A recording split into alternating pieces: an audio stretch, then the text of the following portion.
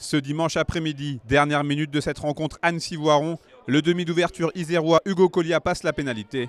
Et pourtant, ce sont les Annéciens qui exultent au coup de sifflet final de l'arbitre. Très réaliste, l'US Annecy vient de s'offrir le scalp du leader de la poule 3 de National 2. On est vraiment une bande de potes.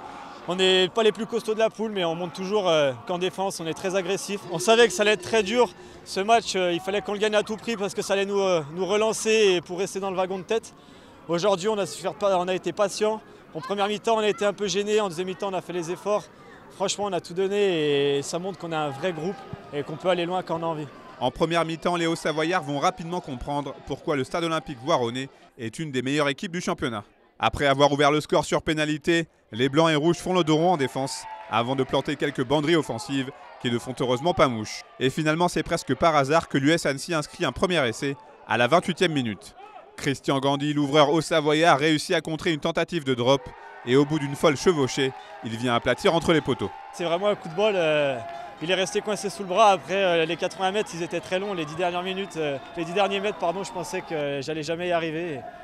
Voilà, c'est la chance. Aujourd'hui, elle nous a souri. On a fait tomber le leader. Franchement, c'est de la bombe.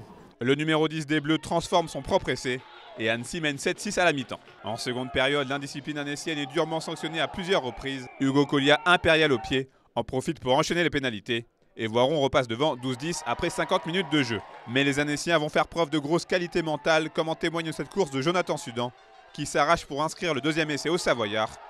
L'Hussard mène 17-12 à 20 minutes de la fin du match. Le chronomètre défile inexorablement et après un premier échec, Maxence Vigne inscrit 3 nouveaux points sur une pénalité qui permet à Annecy de mener 20-12 en fin de rencontre. Héroïque jusqu'au bout, les Hauts-Savoyards s'imposent au final 20-15. Physiquement, on était un peu, on va pas dire plus fragile, mais on va dire qu'on leur rendait quelques kilos. Donc il fallait les trouver sur un autre secteur. On a su écarter le jeu quand il fallait. Donc c'était bien pour une fois, ça a payé. Ça fait vraiment du bien. Il y a eu du monde dans les tribunes. Il y avait de l'ambiance, donc tout était là pour faire un gros match.